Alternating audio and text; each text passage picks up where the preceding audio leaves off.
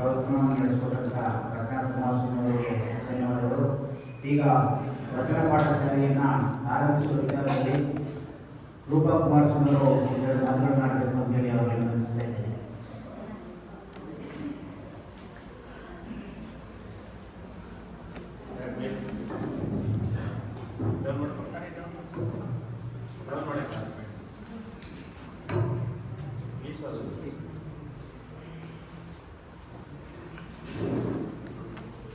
ಜಾಸ್ತಿ ಸಮಯ ತಗೊಳ್ಳಲ್ಲ, ಯಾಕಂದ್ರೆ ಈಗಾಗಲೇ ಇಬ್ಬರು ಉಪನ್ಯಾಸಕರು ಉಪನ್ಯಾಸವನ್ನು ನೀಡಿಬಿಟ್ಟಿದ್ದಾರೆ. ಸಂಕ್ಷಿಪ್ತವಾಗಿ ಇವತ್ತು ವಚನ ಪಾಠಶಾಲೆ ಪ್ರಾರಂಭ ಆಗಿದೆ. ಅದರ ಬಗ್ಗೆ ಕುರಿತು ನಿಮಗೆಲ್ಲರಿಗೂ ವಚನಗಳನ್ನು ತಿಳಿಸ್ಕೊಡ್ತೀನಿ. ಕೆಲವು ವಿಷಯಗಳನ್ನು ನಿಮ್ಮ ಜೊತೆ ಹಂಚಿಕೊಳ್ತೀನಿ. ಓಂ ಶ್ರೀ ಗುರು ಬಸವಲಿಂಗಾಯ ನಮಃ. ಸರ್ವರಿಗೂ ಶರಣು ಶರಣಾರ್ಥಿಗಳು. ಓಂ ಶ್ರೀ ಗುರುಮಲ್ಲೇಶ್ವರಾಯ ನಮಃ. ಜಂಬೂ ದ್ವೀಪ ನವಕಂಡ ಪೃಥ್ವಿಯೊಳಗೆ ಕೇಳಿದೆಯ ಎರಡಾಡಿನ ಭಾಷೆಯ ಕೊಲುವನೆಂಬ ಭಾಷೆ ದೇವರದು, ಗೆಲುವನೆಂಬ ಭಾಷೆ ಭಕ್ತರದು.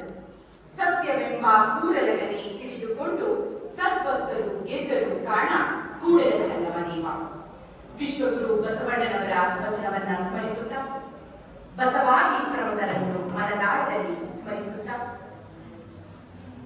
ಈ ದಿನ ದೇವಲಾಪುರ ಗ್ರಾಮದಲ್ಲಿ ಶ್ರಾವಣ ಮಾಸದ ಪ್ರಯುಕ್ತ ಪ್ರವಚನ ಕಾರ್ಯಕ್ರಮ, ಉದ್ಘಾಟನಾ ಸಮಾರಂಭ ಹಾಗೆ ವಚನ ಪಾಠಶಾಲೆ ಪ್ರಾರಂಭ ಈ ಎರಡೂ ಕಾರ್ಯಕ್ರಮವನ್ನ ಇಲ್ಲಿ ಆಯೋಜಿಸಿದ್ದಾರೆ. ಈ ಕಾರ್ಯಕ್ರಮದ ದಿವ್ಯ ಸಾನ್ನಿಧ್ಯವನ್ನ ದಯಪಾಲಿಸಿರುವಂತಹ ಪೂಜ್ಯ ಗುರುಗಳಾದ ಶ್ರೀಮನ್ ನಿರಂಜನ ಪ್ರಣವ ಸ್ವರೂಪಿ ಶ್ರೀ ಮಹಾಂತ ಸ್ವಾಮಿಗಳವರು, ಶ್ರೀ ಗುರುಮಲ್ಲೇಶ್ವರ ತ್ರಿವಿಧ ದಾಸೋಹ ಮಠಾಧೀಶರು ದೇವನೂರು ಇವರಿಗೆ ಭಕ್ತಿಪೂರ್ವಕ ಶರಣು ಶರಣಾರ್ಥಿಗಳನ್ನ ಅರ್ಪಿಸುತ್ತಾ ಕಾರ್ಯಕ್ರಮದ ದಿವ್ಯ ಸಮೂಹವನ್ನ ದಯಪಾಲಿಸಿದಂತಹ ಷಟ್ಸ್ಥಳ ಬ್ರಹ್ಮಶ್ರೀ ಪರಶಿವಮೂರ್ತಿ ಸ್ವಾಮಿಗಳವರು, ಶ್ರೀ ಮಹಾಂತೇಶ್ವರ ಮಠಾಧೀಶರು ಬರಡನಪುರ ಹಾಗೆ ಈ ಒಂದು ಸುಂದರ ಕಾರ್ಯಕ್ರಮವನ್ನ ಆಯೋಜಿಸಿರುವಂತಹ ದೇವಲಾಪುರ ಗುರುಮಲ್ಲೇಶ್ವರ ದಾಸೋಹ ಮಠದ ಪೂಜ್ಯ ಗುರುಗಳಾದಂತಹ ಶ್ರೀ ಜಡೆ ಸ್ವಾಮಿಗಳವರಿಗೂ ಕೂಡ ಭಕ್ತಿಪೂರ್ವಕ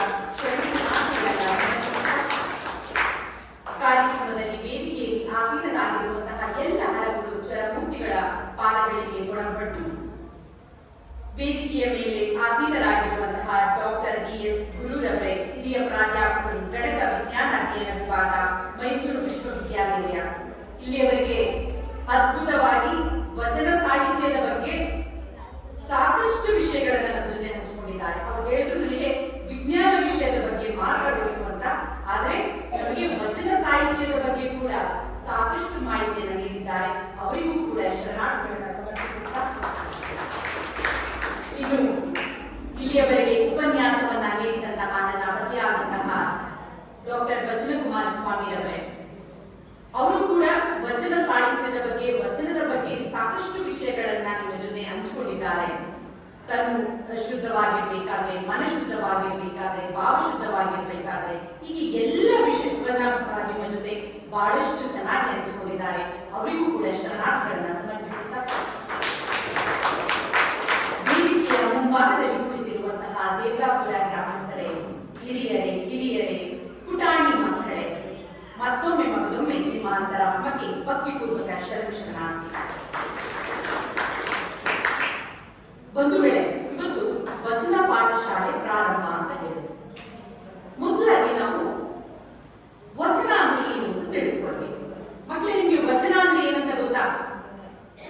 ವಚನ ಅಂದ್ರೆ ಕೇಳಿದ್ದೀರಿ, ಬಸವಣ್ಣನವರ ವಚನವನ್ನ ಓದಿದ್ದೀರಿ, ಅಕ್ಕ ಮಹಾದೇವಿ, ಜೇಡರ ದಾಸಿಮಯ್ಯ, ಆಯ್ಗಟ್ಟಿ ಲಕ್ಕಮ್ಮ, ಮೂಳಿಗೆ ಮಾರಯ್ಯ, ಮೂಳಿಗೆ ಮಹಾದೇವಿ, ಮಣಿವಾಳ ಮಾಚಿದೇವರು, ಹೀಗೆ ನಿಮ್ಮ ಪಠ್ಯ ಪುಸ್ತಕದಲ್ಲಿ ಸಾಕಷ್ಟು ವಚನಗಳನ್ನ ನೀವೆಲ್ಲರೂ ಓದಿದ್ದೀರಿ.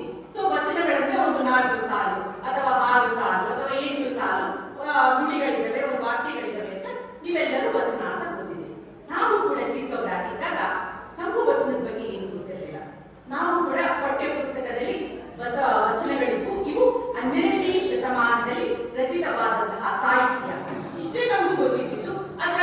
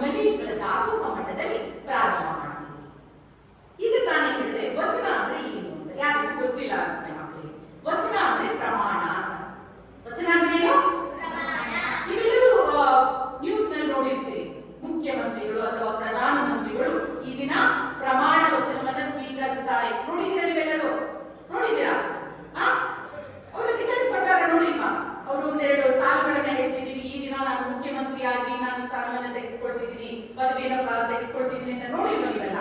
ನೋಡ್ಬೇಕು, ನೀವು ವಾರ್ತೆಯನ್ನ ನೋಡ್ಬೇಕು, ಒಳ್ಳೆಯ ಒಳ್ಳೆಯ ವಿಷಯಗಳನ್ನ ನೀವು ದೂರದರ್ಶನದಲ್ಲಿ ನೋಡ್ಬೇಕು, ಆವಾಗಲೇ ನಿಮಗೆ ಗೊತ್ತಾಗುತ್ತೆ.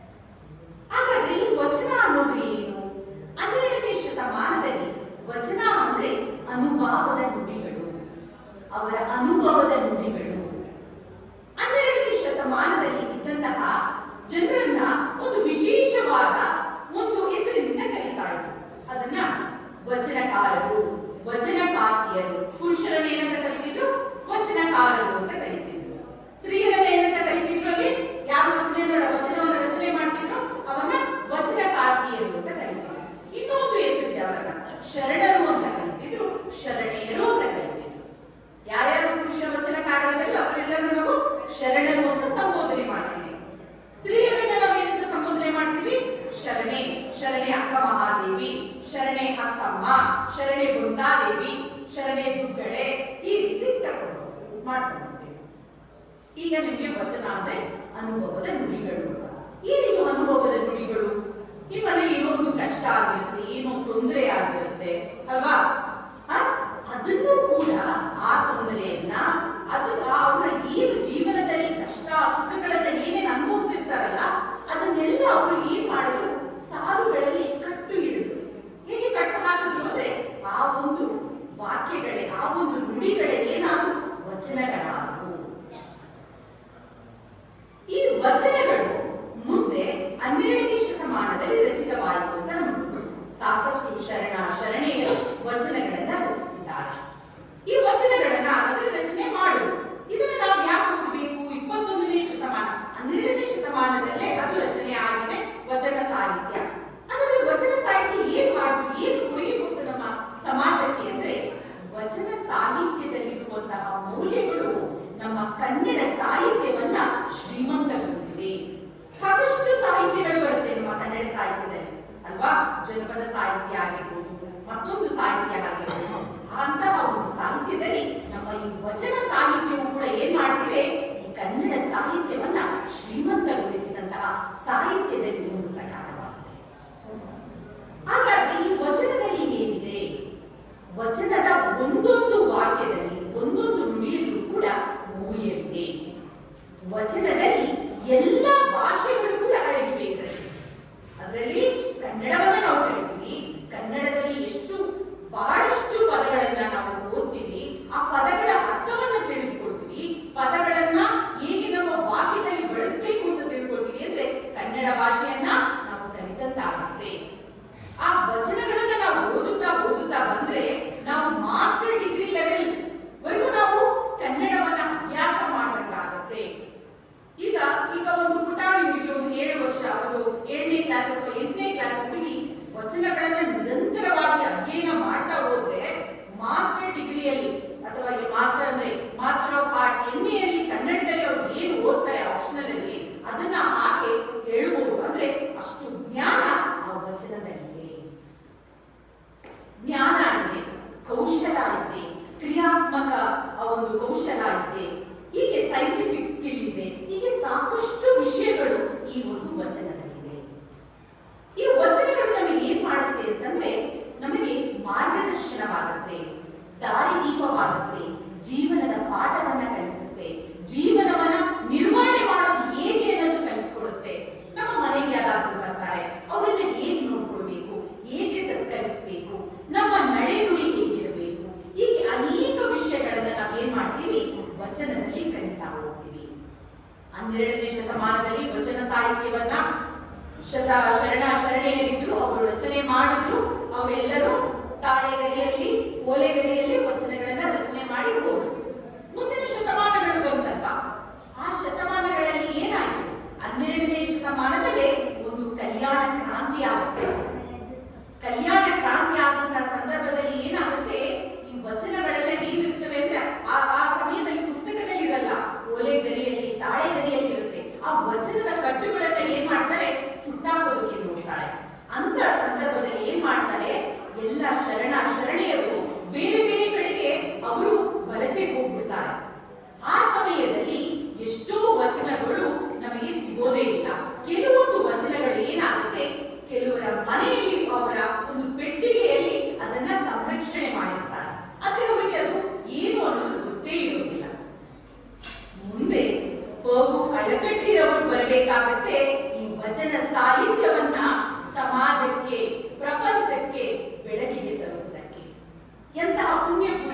ನಮ್ಮ ಡಾಕ್ಟರ್ ಪಗು ಅಡ್ಗಟ್ಟಿಯವರು ಅಂತ. ನೀವು ಕೇಳಿಲ್ಲ ಈ ಹೆಸರನ್ನ ಅನ್ಕೊಳ್ತೀನಿ. ಡಾಕ್ಟರ್ ಪಗು ಅಡ್ಗಟ್ಟಿ ಅಂತ ಯಾರಾದ್ರೂ ಹೆಸರು ಕೇಳಿದ್ದೀರಾ? ಕೇಳಿಲ್ಲ. ಇವರನ್ನ ವಚನ ಪಿತಾಮಹ ಅಥವಾ ವಚನ ಸಂರಕ್ಷಕರು ಅಂತ ಹೇಳ್ತಾರೆ. ವಚನ ಸಾಹಿತ್ಯ ಸಂರಕ್ಷಕರು ಅಂತ ಹೇಳ್ತಾರೆ. ಅದಕ್ಕೆ ಅವರ ಹುಟ್ಟಿದ ದಿನವನ್ನ ವಚನ ಸಂರಕ್ಷಣಾ ದಿನ ಅಂತ ಸರ್ಕಾರ ಘೋಷಣೆ ಮಾಡಿದೆ. ಇಂತಹ ಮಹಾಪುರುಷರು ಇವರೆಲ್ಲ ಏನ್ ಹುಟ್ಟು ಬಂದ್ರು ಅನ್ನಕ್ಕೆ, ಲೋಕದಂತೆ ಬಾರಲು, ಲೋಕದಂತೆ ಇರಲು, ಲೋಕದಂತೆ ಹೋಗಲು ನೋಡಯ್ಯ, ಪುಣ್ಯದಂತೆ ಬಪ್ಪರು, ಜ್ಞಾನದಂತೆ ಇಬ್ಬರು, ಮುಕ್ತಿಯಂತೆ ಹೋಗಲು ನೋಡಯ್ಯ, ಲಿಂಗದೇವ ನಿಮ್ಮ ಶರಣರು ಉಪಮಾತೀತರಾಗಿ ಉಪಮಿಸಬಾರದು. ಒಂದು ದಿನಕ್ಕೆ ಕೋಟ್ಯಾಂತರ ಜನ ಜನಿಸ್ತಾರೆ, ಕೋಟ್ಯಾಂತರ ಜನ ಸಾಯ್ತಾರೆ ಅಲ್ವಾ? ಎಲ್ಲರೂ ಬಂದು ಹೋದ ಹಾಗೆ ಬರಲಿಲ್ಲ. ಯಾರು? ನಮ್ಮ 12ನೇ ಶತಮಾನದ ಶರಣೆಯರಾಗಿರ್ಬೋದು, ಹಾಗೆ ನಮ್ಮ ಡಾಕ್ಟರ್ ಪಗು ಅಡಗಟ್ಟಿರವರಾಗಿರ್ಬೋದು. ಇವರು ಬಂದಂತದ್ದು ನಿಜವಾಗ್ಲೂ ಪುಣ್ಯ ಅಂತಾನೆ ನಾವು ಭಾವಿಸ್ತೇವೆ. ಅದಕ್ಕೆ ಪುಣ್ಯದಂತೆ ಬಂದ್ರು ಅಂತ. ಇದ್ದಂತ ಸಮಯದಲ್ಲಿ ಏನ್ ಮಾಡುದು? ತಮ್ಮ ಮನೆ ಜೀವನವನ್ನ ನಿರ್ವಹಣೆ ಮಾಡೋದಲ್ಲ, ಸಮಾಜಕ್ಕೆ ಒಂದು ಕೊಡುಗೆಯನ್ನ ಕೊಡಬೇಕು ಅಂತ ಪರಿಶ್ರಮವನ್ನ ಪಟ್ಟವರು ನಮ್ಮ ಡಾಕ್ಟರ್ ಪಗು ಅಡಗಟ್ಟಿರವರು. ಇದ್ದಂತಹ ಸಮಯದಲ್ಲಿ ಜ್ಞಾನವನ್ನ ಸಂಪಾದನೆ ಮಾಡಿ ಇತರರಿಗೂ ಕೂಡ ಜ್ಞಾನವನ್ನ ಹಂಚಿದವರು ಡಾಕ್ಟರ್ ಪಗು ಅಡಗಟ್ಟಿ. ಹೋಗ್ಬೇಕಾದ್ರೆ ಮುಕ್ತಿಯನ್ನು ತೆಗೆದುಕೊಂಡು ಹೋಗಿರೋದಕ್ಕೆ ಇವತ್ತಿಗೂ ಕೂಡ ನಾವು ಡಾಕ್ಟರ್ ಪಗು ಅಡಗಟ್ಟಿರವರನ್ನ ಸ್ಮರಿಸ್ತಿದ್ದೀವಿ. ಅವರು ಮಾಡಿದಂತಹ ಕೆಲಸವನ್ನ ಸ್ಮರಿಸ್ತೀವಿ. ಆದ್ರೆ ಅದೆಂತ ಕೆಲಸವನ್ನ ಮಾಡಿದ್ರು ಅಂತ ನೀವು ಕೇಳಬೇಕು. ಅವರು ಏನ್ ಮಾಡ್ತಾರೆ ಅಂದ್ರೆ ವಕೀಲ ವೃತ್ತಿಯಲ್ಲಿ ಇರ್ತಾರೆ ಡಾಕ್ಟರ್ ಪಗು ಅಡಗಟ್ಟಿರವರು. ಅವ್ರು ಏನ್ ಮಾಡ್ತಾರೆ, ಪ್ರತಿಯೊಬ್ಬರ ಮನೆಯಲ್ಲಿ ನಾನು ಹೇಳಿದ್ನಲ್ಲ, ಪೆಟ್ಟಿಗೆಯಲ್ಲಿ, ತಾಳೆಗರಿಯಲ್ಲಿ, ಓಲೆಗರಿಯಲ್ಲಿ ಈ ವಚನಗಳಿರುತ್ತೆ. ಅದನ್ನ ತೆಗೆದುಕೊಂಡು ಹಸ್ತಪ್ರತಿಯಲ್ಲಿ ಅವರು ಏನ್ ಮಾಡ್ತಾರೆ, ವಚನಗಳನ್ನೆಲ್ಲ ಬರೆದಿಟ್ಕೊಳ್ತಾರೆ. ಈಗ ಬರೀ ಇದರಲ್ಲಿ ಇಟ್ಕೊಂಡ್ರೆ ಹೇಗೆ? ಇದನ್ನ ನಾನೇನಾದ್ರೂ ಸಮಾಜಕ್ಕೆ ಈ ಜ್ಞಾನವನ್ನ ನಾನೇನಾದ್ರೂ ಕೊಡಬೇಕು ಅಂದ್ರೆ ಅದು ಮುದ್ರಣವಾಗಬೇಕು. ಆದ್ರೆ ಏನ್ ಮಾಡ್ತಾರೆ, ಅವ್ರಿಗೆ ಅಷ್ಟೊಂದು ಅನುಕೂಲ ಇರೋದಿಲ್ಲ ಅವರಿಗೊಂದು ಮುದ್ರಣಾಲಯವನ್ನ ಪ್ರಾರಂಭ ಮಾಡೋದಕ್ಕೆ. ಅದಕ್ಕೆ ಅವ್ರು ಏನ್ ಮಾಡ್ತಾರೆ, ಮಂಗಳೂರಿನ ಬ್ಯಾಸಲ್ ಮಿಷನ್ ಅಂತ ಅಲ್ಲೊಂದು ಮುದ್ರಣಾಲಯಕ್ಕೆ ಈ ಒಂದು ಹಸ್ತಪ್ರತಿಗಳು, ವಚನದಲ್ಲಿರುವಂತಹ ಈ ಹಸ್ತಪ್ರತಿಗಳನ್ನ ಅವರಿಗೆ ಕಳಿಸ್ತಾರೆ. 500 ರೂಪಾಯಿ ಹಣವನ್ನ ಕಳಿಸಿ ಈ ವಚನಗಳನ್ನ ಕಳಿಸ್ತಾರೆ. ಇದನ್ನ ಮುದ್ರಣ ಮಾಡ್ಕೊಳ್ಳಿ ಅಂತ ಅವರಿಗೆ ಕೇಳ್ತಾರೆ. ಆಗ ಅವ್ರು ಏನ್ ಮಾಡ್ತಾರೆ ಅಂತಂದ್ರೆ ಇದನ್ನೆಲ್ಲ ಅಧ್ಯಯನ ಮಾಡ್ತಾರೆ. ಏನಪ್ಪ ಇದು? ಕ್ರೈಸ್ತ ಧರ್ಮದಲ್ಲಿ ಇರುವಂತಹ, ಬೈಬಲ್ನಲ್ಲಿರುವಂತಹ ಆ ಸಾಕಷ್ಟು ಮೌಲ್ಯಗಳು ಈ ವಚನದಲ್ಲಿ ಇದೆಯಲ್ಲ, ಇದನ್ನೇನಾದ್ರೂ ನಾನು ಮುದ್ರಣ ಮಾಡಿದ್ರೆ ನಮ್ಮ ಕ್ರೈಸ್ತ ಧರ್ಮಕ್ಕೆ ನಾನು ದ್ರೋಹ ಮಾಡಿದಂಗಾಗತ್ತೆ, ತೊಂದರೆ ಆಗ್ಬೋದು ಅಂತ ಹೇಳಿ ಅವರು ವಾಪಸ್ ಏನ್ ಮಾಡ್ತಾರೆ, ಡಾಕ್ಟರ್ ಪಗು ಅಡಗಟ್ಟಿರವರಿಗೆ ಅವರು ಕಳಿಸ್ತಿದ್ದಂತಹ ವಚನಗಳನ್ನ 200 ರೂಪಾಯಿ ಜೊತೆಗೆ ವಾಪಸ್ ಕಳಿಸ್ಕೊಡ್ತಾರೆ. ಇನ್ ಏನ್ ಮಾಡೋದು? ಕಷ್ಟಪಟ್ಟು ಸೈಕಲ್ ಹೊಡೆದು ಅವರು ವಕೀಲ ವೃತ್ತಿಯನ್ನ ಮಾಡ್ತಿದ್ರು. ಆ ವೃತ್ತಿಯಲ್ಲಿ ಸಾಕಷ್ಟು ಹಣವನ್ನ ಸಂಪಾದನೆ ಮಾಡೋದೇ ಇಲ್ಲ. ಅವರ ಮುಖ್ಯವಾದ ಉದ್ದೇಶ ಏನಿತ್ತು ಅಂದ್ರೆ ಈ ವಚನವನ್ನ ನಾವು ಮುದ್ರಣ ಮಾಡಿ ಸಾಕಷ್ಟು ಜನರಿಗೆ ಹಂಚಿದ್ರೆ ಈ ವಚನ ಸಾಹಿತ್ಯ ಎಲ್ಲರ ಒಂದು ಜೀವನಕ್ಕೆ ಪೂರಕವಾಗುತ್ತೆ, ಅವರಿಗೆಲ್ಲರಿಗೂ ಸಹಾಯ ಆಗುತ್ತೆ. ಈ ವಚನಗಳನ್ನ ನಾವು ಮುದ್ರಣ ಮಾಡಲೇಬೇಕು ಅಂತ ಪಣ ಕೊಡ್ತಾರೆ. ಆ ಒಂದು ಸಂದರ್ಭದಲ್ಲಿ ಏನ್ ಮಾಡ್ತಾರೆ, ತಮ್ಮ ಸ್ವಂತ ಮನೆಯನ್ನೇ ಮಾರಿ ಅವರು ಒಂದು ಮುದ್ರಣಾಲಯವನ್ನ ಪ್ರಾರಂಭ ಮಾಡ್ತಾರೆ. ಅದರ ಹೆಸರೇ ಹಿತಚಿಂತಕ ಅಂತ. ಆ ಒಂದು ಮುದ್ರಣಾಲಯವನ್ನ ಪ್ರಾರಂಭ ಮಾಡಿ ಏನ್ ಮಾಡ್ತಾರೆ, ಈ ವಚನಗಳನ್ನೆಲ್ಲ ಪ್ರಿಂಟ್ ಮಾಡ್ತಾರೆ, ಪುಸ್ತಕದ ರೂಪದಲ್ಲಿ ನಮಗೆಲ್ಲರಿಗೂ ಕೊಡ್ತಾರೆ. ಇವತ್ತು ಪುಸ್ತಕದ ರೂಪದಲ್ಲಿ ಇವತ್ತು ಸರ್ಕಾರ ವಚನ ಸಂಪುಟವನ್ನ ತೆಗೆದುಕೊಂಡು ಬಂದಿದೆ. ಸಾಕಷ್ಟು ಸಂಘ ಸಂಸ್ಥೆಗಳು ಕೂಡ ವಚನಗಳನ್ನ ಪುಸ್ತಕದ ರೂಪದಲ್ಲಿ ತೆಗೆದುಕೊಂಡು ಬರ್ತಾ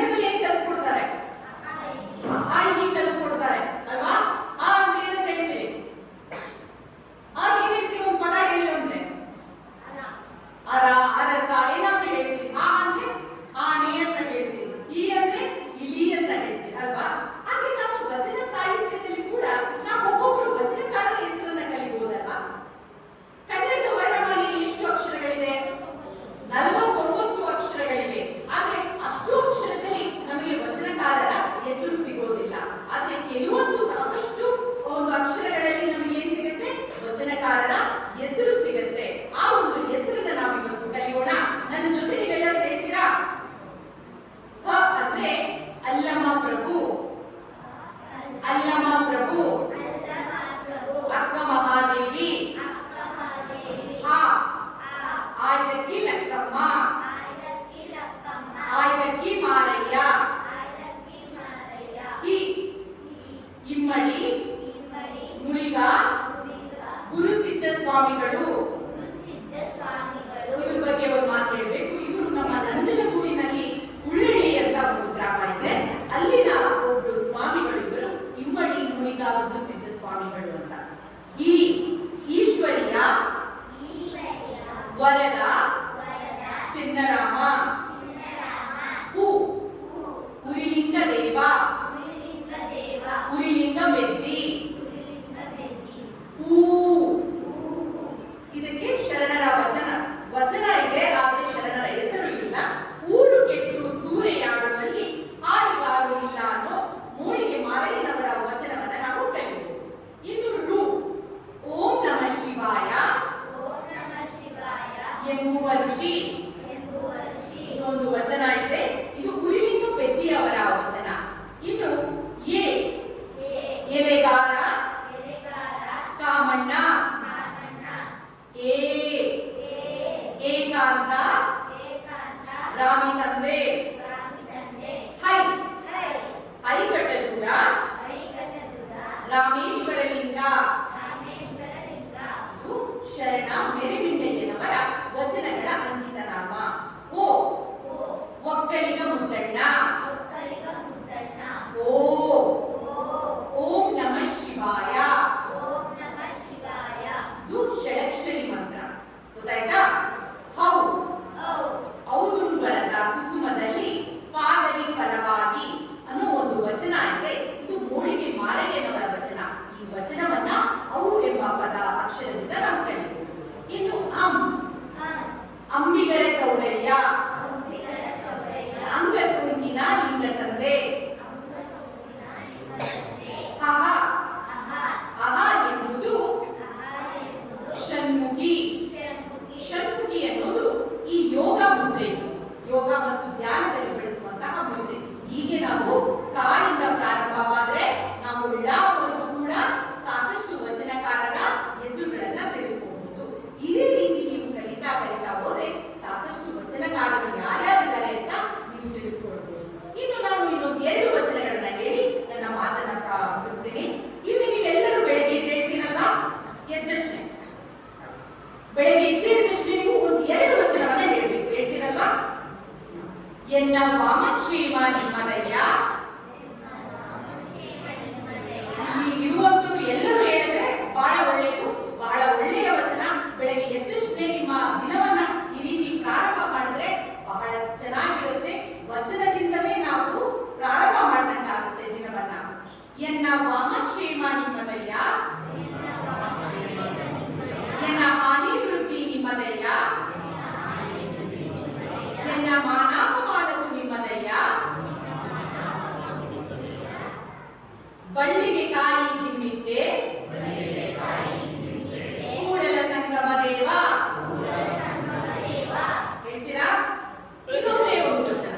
ತಂದೆ ನೀನು, ತಾಯಿ ನೀನು, ಬಂಧು ನೀನು, ಬಳಗ ನೀನು, ನೀನಲ್ಲದೆ ಮತ್ತಾರು ಇಲ್ಲಯ್ಯ, ಕೂಡಲ ಸಂಗಮ ದೇವ. ಹಾಲಲ್ಲದ್ದು ನೀರಲ್ಲದ್ದು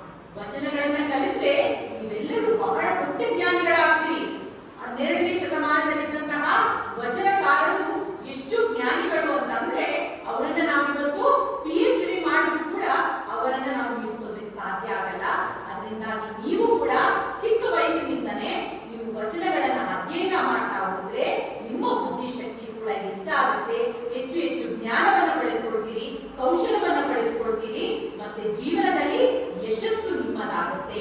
ಇದು ಆಗ್ಬೇಕಾದ್ರೆ ನೀವೇನ್ ಮಾಡ್ಬೇಕು? ನೀವೆಲ್ಲರೂ ವಚನಗಳನ್ನ ಓದ್ಬೇಕು. ಬರೀ ಓದಿದ್ರೆ ಸಾಕ? ವಚನಗಳನ್ನ ಅಳವಡಿಸಿಕೊಳ್ಬೇಕು, ವಚನದಲ್ಲಿರುವಂತಹ ಮೌಲ್ಯವನ್ನ ಅಳವಡಿಸಿಕೊಳ್ಬೇಕು ಅಂತ ಹೇಳ್ತಾ ಇಲ್ಲಿಯವರೆಗೆ ನನ್ನ ಒಂದೆರಡು ಮಾತುಗಳನ್ನ ನೀವೆಲ್ಲರೂ ಆಲಿಸಿದ್ದೀರಿ. ನಿಮಗೆಲ್ಲರಿಗೂ ಭಕ್ತಿಪೂರ್ವಕ ಶರಣು.